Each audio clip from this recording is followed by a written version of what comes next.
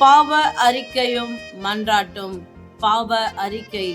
உபாகமம் 28 அதிகாரம் 48 சகலமும் குறைவுபட்டு பட்டினியோடும் தாகத்தோடும் நிர்வாணத்தோடும் கர்த்தர் உனக்கு விரோதமாய் அனுப்பும் சத்துருக்களை சேவிப்பாய்.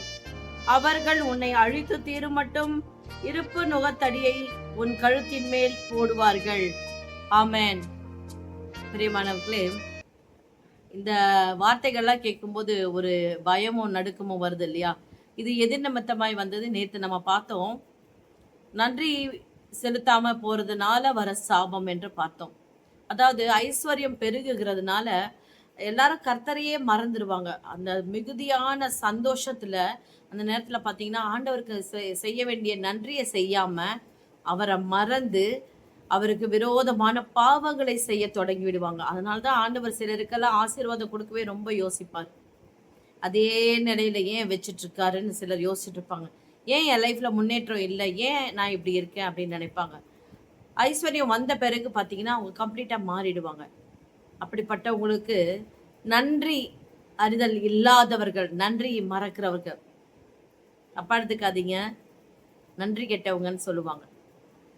அவங்களுக்கு ஆண்டவர் கொடுக்கிற சாபம் பாருங்களேன்.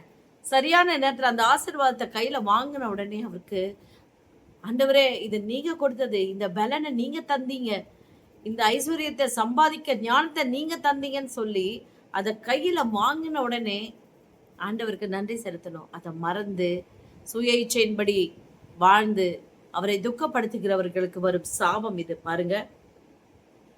சகலமும் குறைவுபட்டு பட்டினியோடும் தாகத்தோடும் நிர்வாணத்தோடும் கர்த்தர் உனக்கு விரோதமாய் அனுப்பும் சத்துருக்களை சேவிப்பா என்று சொல்லியிருக்கிறார்.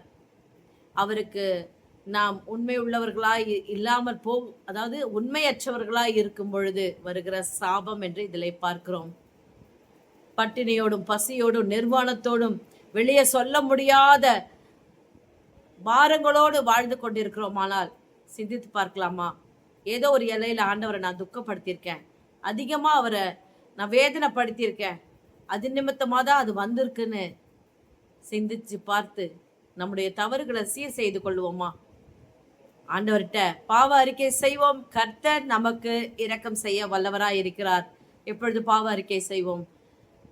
ஸ்தோத்திரம் ஆண்டவரே, ஸ்தோத்திரம் கர்த்தாவே, ஸ்தோத்திரம் ஸ்தோத்திரம் ஸ்தோத்திரம். ஆமாண்டவரே, ஐஸ்வர்யத்தை சம்பாதிக்க ஞானத்தையும் பலனையும் நீர் தருகிறீர் ஆண்டவரே.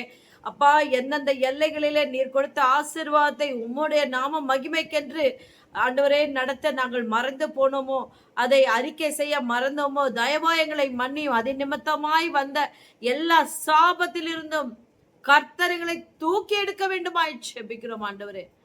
தாழ்த்துக்கிறோம் ஆண்டவரே. எங்கள் பாவங்களை மன்னியுங்க, எங்களை ஏற்றுக்கொள்ளுங்க. இயேசுவின் நாமத்தில் பிதாவே, ஆமென். பிரியமானவர்களே, பாவ அறிக்கை செய்யுங்கள், தேவனிடத்தில் இரக்கத்தை பெற்றுக்கொள்ளுங்கள். God bless you.